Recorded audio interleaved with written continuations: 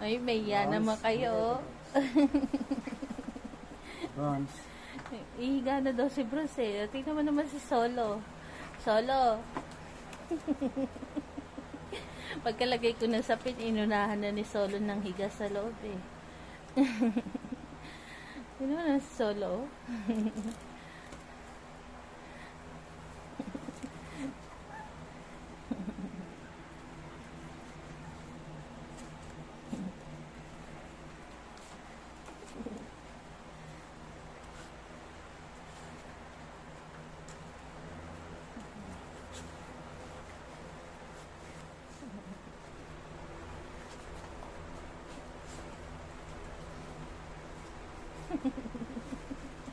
Sa po, pwesto manili yan.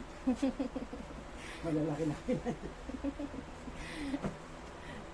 Tingnan mo naman si Solo. Ayaw lumabas. Solo! Nag-aagaw sila sa Colombo eh. Oh. May pumalit naman isa.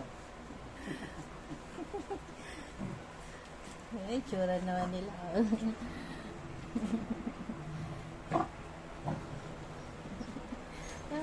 Bibi!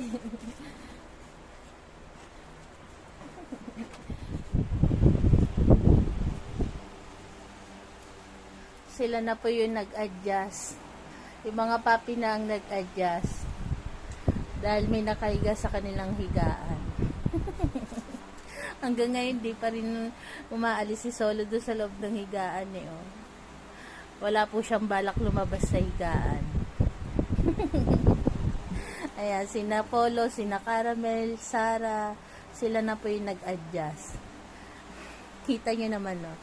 Si Solo at si Lips, nasa loob ng kulambo ng mga puppies.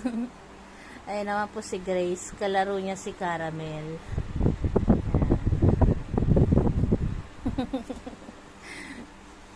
Baliktad eh, oh. Ayan, si Goku po, okay na po si Goku kumpara kaninang tanghali at umaga. Si Goku hindi po makikita kanina na tumatayo na ganyan. Ngayon po okay na siya matapos namin siyang ipabit kanina at nakainom ng gamot. Ayan, naglalaro-laro na po si Goku. Ayan po, good night po sa ating lahat. Ang baby damulag namin. Nasa loob ng Colombo, si Solo. Sina Caramel na ang nag-adjust.